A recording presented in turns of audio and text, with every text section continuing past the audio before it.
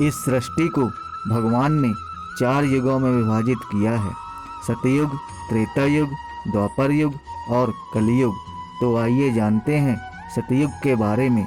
अगर आपने अभी तक चैनल को सब्सक्राइब नहीं किया है तो सब्सक्राइब कर लें। सृष्टि का प्रथम युग सतयुग।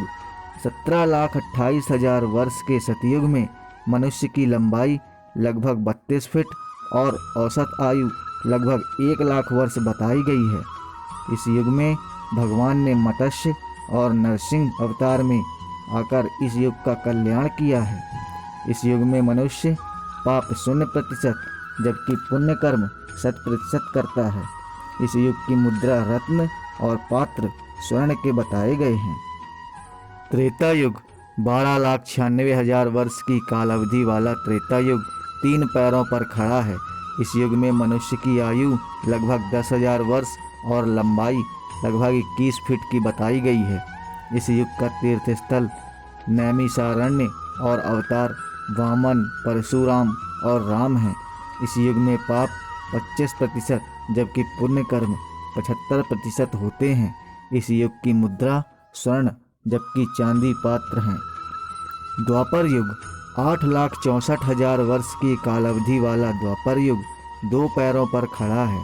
इस युग में मनुष्य की औसत आयु लगभग 1,000 वर्ष तथा लंबाई लगभग 11 फीट बताई गई है। इस युग का तीर्थ कुरुक्षेत्र और अवतार श्री कृष्ण हैं।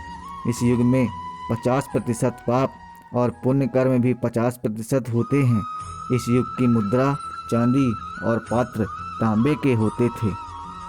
4,32,000 वर्ष की कालावधि के इस कलयुग को 1 पैर पर खड़ा बताया गया है। इस युग के प्रथम चरण में मनुष्य की आयु लगभग 100 वर्ष और लंबाई लगभग 5 फीट 5 इंच बताई गई है। इस कलयुग का तीर्थ स्थल गंगा और अवतार भगवान विष्णु का कल्कि अवतार बताए गए हैं, जो कि कलयुग के चौथे चरण में अवतरित होंगे। इस युग में पाप 50% और पुण्य कर्म 25% होते हैं। इस युग की मुद्रा लोहा और पात्र मिट्टी के हैं।